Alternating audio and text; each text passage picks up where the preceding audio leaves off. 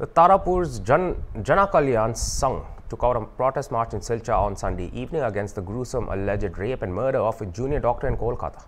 Hundreds of women took out the procession from the Raigad area with placards and banners in hand, and after circumambulating various routes, reached the E&D colony area of Silchar city. The protesters raised and questioned the role of West Bengal Chief Minister Mamata Banerjee, and the members of the organization drew the attention of the government to demand exemplary punishment against the culprits involved in the doctor's murder.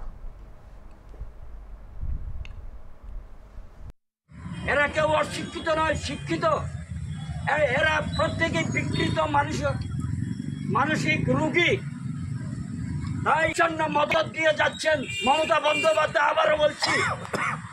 এবং forensic report সাধারণত আপনারা যদি কোনো ডাক্তারকে জিজ্ঞেস করেন তথ্য প্রমাণ লোপাট করার জন্য,